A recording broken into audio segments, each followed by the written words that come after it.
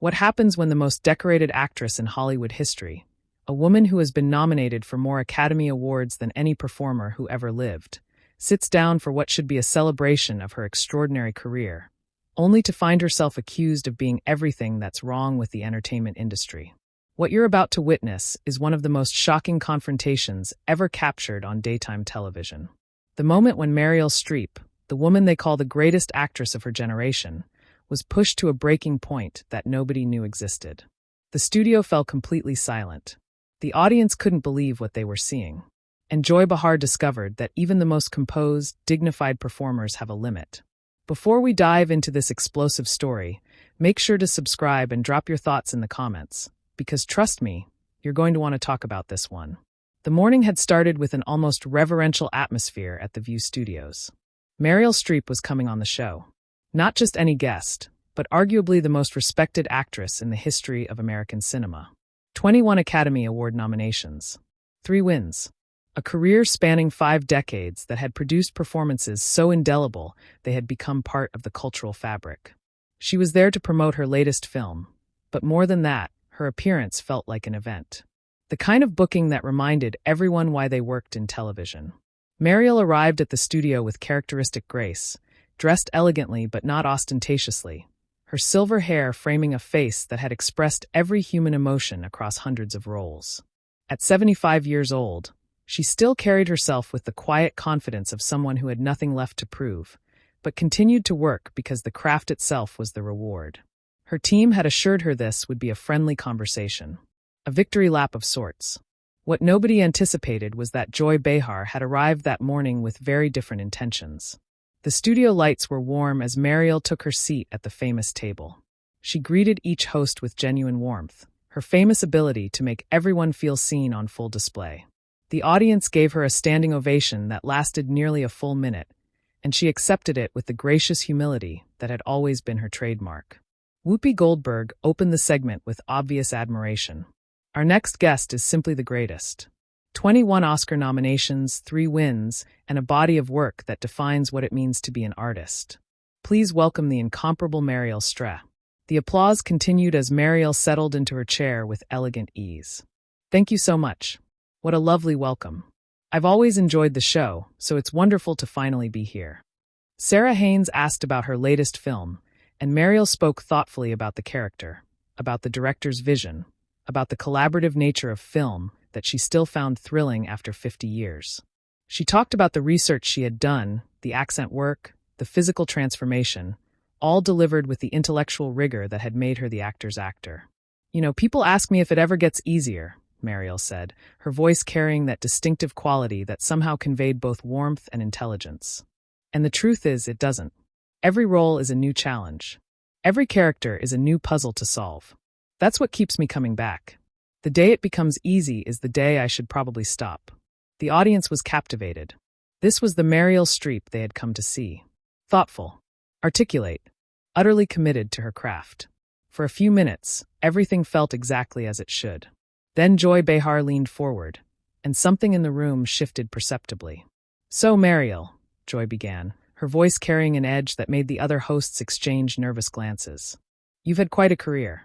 All those awards, all that acclaim, but I have to ask you something that I think a lot of regular Americans wonder about.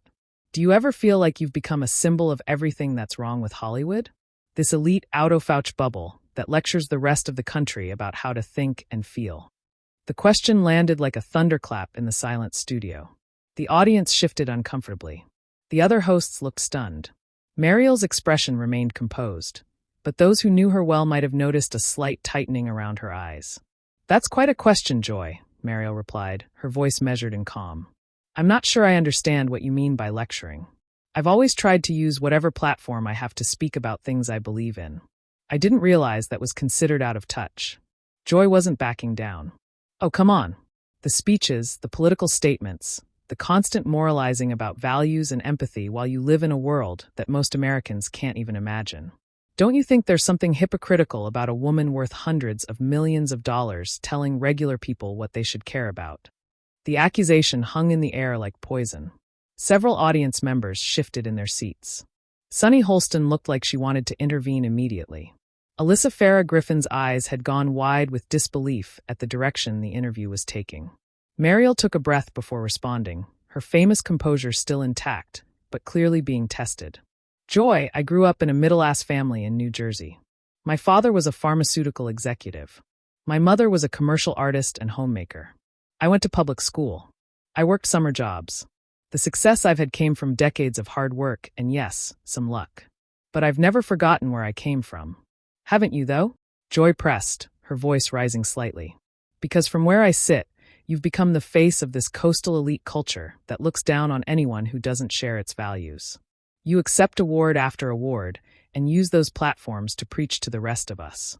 And then you're surprised when half the country feels like Hollywood doesn't represent them. The critique was sharp and clearly designed to provoke. Marielle's hands, which had been folded gracefully in her lap, tightened almost imperceptibly. I've never preached to anyone, Marielle said, her voice still controlled, but now carrying a firmer edge. I've shared my perspective, as any citizen has the right to do. If speaking about empathy and kindness and the value of the arts is preaching, then I suppose I'm guilty. But I won't apologize for using my voice. Your voice, Joy repeated with a slight smirk. Yes, let's talk about your voice. You've been very vocal about certain issues over the years. But there's one thing I've always wondered about. All those years working in Hollywood, all those projects, all those powerful people you collaborated with, and you never knew. You never saw anything. You never heard the rumors. The implication was unmistakable. The studio went absolutely silent. Marielle's face, which had maintained its composure throughout, flickered with something that looked like genuine pain. If you're asking what I think you're asking, Joy, Marielle said, her voice dropping to something quieter, but somehow more intense. I'll tell you what I've said before. I was not aware of the extent of what was happening. When I learned the truth, I was as horrified as everyone else. But you worked with him for years, Joy pressed, seemingly determined to push this line of questioning despite the obvious discomfort it was causing. You accepted awards from him. You called him a god at one point, and were supposed to believe that you, with your famous attention to detail, your legendary preparation, your ability to inhabit any character, somehow missed what was happening right in front of you. The accusation was brutal in its precision. Marielle's composure finally cracked just slightly, revealing something raw underneath. What are you suggesting, Joy? Marielle's voice had taken on a quality the audience had never heard before, something harder and more dangerous than her usual measured tones. That I knew and said nothing, that I was complicit in something monstrous.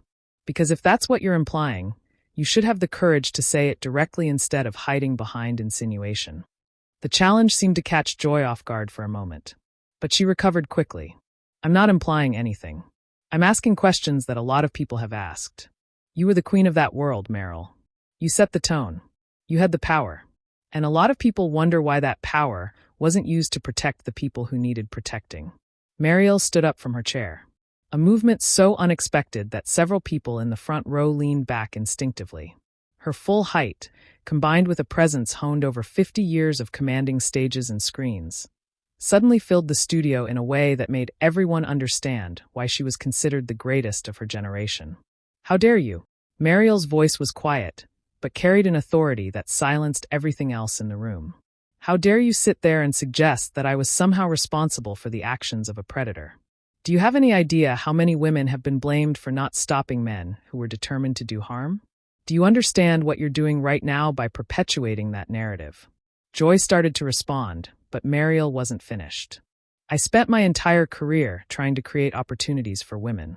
I fought for equal pay before it was fashionable. I championed female directors and writers when the industry ignored them. I used my position to advocate for stories about women by women for women. And you want to reduce all of that to questions about what I should have known about one man's crimes. The counterattack was devastating. Joy's smirk had completely disappeared, replaced by something that might have been the beginning of regret. I'm just asking the questions that, Joy began. No, Marielle cut her off, her voice rising for the first time. You're not just asking questions. You're making accusations disguised as questions. That's what cowards do when they want to destroy someone, but don't want to take responsibility for it. If you think I'm guilty of something, say it plainly. If you don't, then stop poisoning the air with your implications. The studio was electric with tension. The audience sat frozen, witnessing something they had never expected to see. Meryl Streep, the epitome of grace and composure, pushed to genuine anger by an attack on her integrity. Whoopi attempted to intervene. Maybe we should take this in a different direction. But Marielle held up her hand, a gesture that somehow commanded immediate silence. No, Whoopi. I think this needs to be addressed because what Joy is doing here today isn't journalism. It's character assassination dressed up as curiosity. She turned back to Joy, her eyes blazing with an intensity that had made her performances so memorable, now directed at something much more personal. You want to talk about being out of touch? Let's talk about being out of touch. I've spent 50 years telling stories about human beings, factory workers and prime ministers, Holocaust survivors and fashion editors, mothers and daughters and lovers and fighters. I've inhabited lives so different from my own that I had to completely surrender my ego to understand them. That's what actors do. We try to understand people who aren't like us. We try to build empathy through story. Her voice was gaining power, fueled by decades of conviction about the value of her art. And you sit there and accuse me of being in a bubble of not understanding regular people. I've spent more time trying to understand the human condition than most people spend thinking about anything beyond their own immediate concerns. That's not ego. That's the job. That's what art requires. Joy tried to regain her footing. But the speeches, the political statements, the way Hollywood presents itself as morally superior. I have never claimed to be morally superior to anyone, Marielle interrupted, her voice cutting through Joy's attempt like a blade. I have claimed that empathy matters, that art matters, that how we treat each other matters. If stating those basic principles makes me an elitist, then the word has lost all meaning. She paused, and when she continued, her voice had dropped to something more personal, more vulnerable. Do you know what it cost me to speak out about the things I believed in? Do you have any idea the hate mail, the death threats, the people who decided I was their enemy because I dared to express an opinion? I didn't do it because it was easy or popular. I did it because I believed it was right. And I will not stand here and be lectured about courage by someone who has never had to risk anything for their beliefs. The accusation was pointed and precise. Joy's face had gone red, and she was clearly struggling to formulate a response. I take risks every day on this show, Joy said, but her voice lacked conviction. Do you? Marielle's laugh was short and sharp. What risk? That some people might disagree with you, that you might get some angry tweets? That's not risk. Risk is standing up at the Golden Globes knowing that half the country will hate you for it, but doing it anyway because some things need to be said. Risk is putting your career on the line to advocate for people who don't have a voice. What exactly have you risked, Joy? The question hung in the air like a challenge. Joy seemed genuinely at a loss for words. A rare state for someone whose job was to have opinions about everything. I've spent my career asking difficult questions, Joy finally managed. Difficult questions? Marielle shook her head slowly. A difficult question would be asking me about the challenges facing women in the industry and what we can do about them. A difficult question would be exploring how storytelling can build bridges between people who don't understand each other. A difficult question would be examining why our culture is so divided and what role art might play in healing those divisions. She leaned forward slightly, her gaze fixed on Joy with laser precision. What you've been doing isn't asking difficult questions. It's throwing bombs and calling it journalism. It's taking cheap shots at someone's integrity because controversy generates attention. It's exactly the kind of destructive discourse that's tearing this country apart. Whoopi tried once more to redirect. Perhaps we could talk about the film. In a moment, Whoopi, Marielle said, her voice softer now, but still carrying authority. I want to finish this because I think it's important.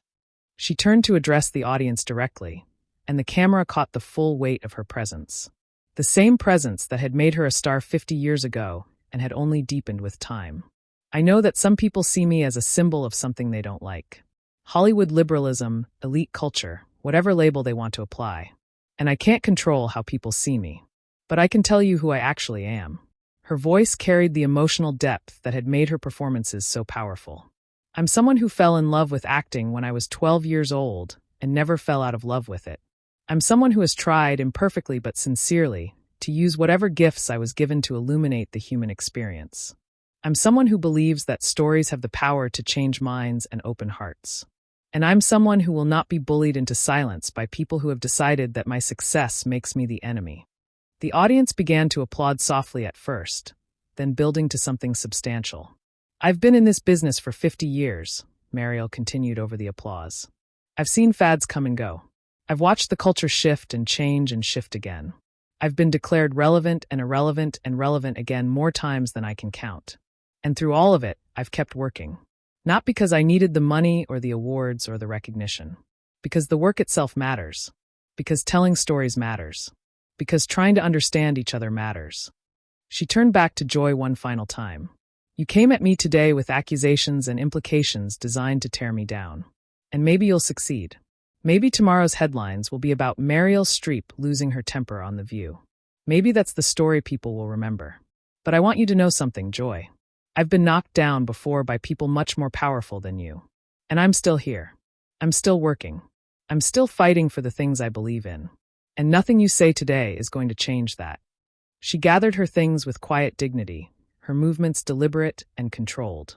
I came here to talk about a film I'm proud of, made by people I admire, telling a story I think matters. Instead, I've spent 15 minutes defending my character against accusations that don't deserve the dignity of a response. That's 15 minutes I'll never get back, and 15 minutes your viewers will never get back. I hope it was worth it to you. She paused at the edge of the stage and turned back, her expression unreadable. Actually, I hope it wasn't. I hope that someday you look back on this interview and feel something like regret. Not for asking hard questions, which is your job, but for asking cruel questions, which is a choice. There's a difference, Joy. I hope someday you learn what it is. With that, Meryl Streep walked off the stage with the same grace that had defined her entire career.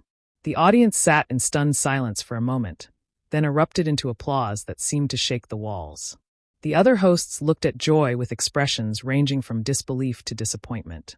And Joy Behar sat alone at the table, looking like someone who had just learned a very difficult lesson about the difference between provocation and journalism.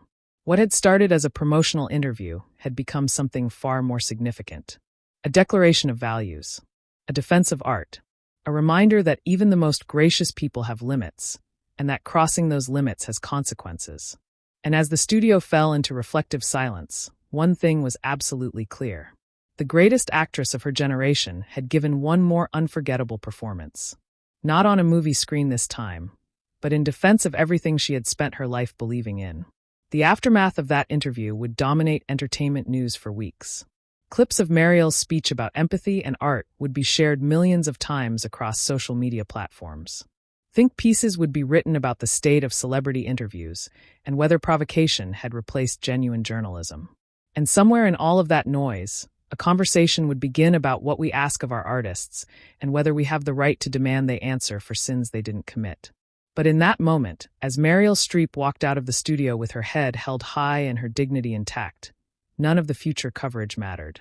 What mattered was that a woman who had dedicated her entire life to understanding the human condition had been forced to defend her basic humanity on live television. What mattered was that she had done so with the same grace, intelligence, and passion that had defined every performance she had ever given. And what mattered most of all was the message she had left behind. That empathy is not weakness. That art is not frivolous. That speaking up for what you believe in is not elitism. These were not political statements. They were human ones. And they came from someone who had spent 50 years proving that the deepest truths are often found not in speeches or interviews, but in the simple act of trying to understand another person's experience. What do you think about this incredible confrontation? Was Joy Behar out of line? Or was she just doing her job? Drop your thoughts in the comments below. And make sure to subscribe for more stories that will absolutely leave you speechless.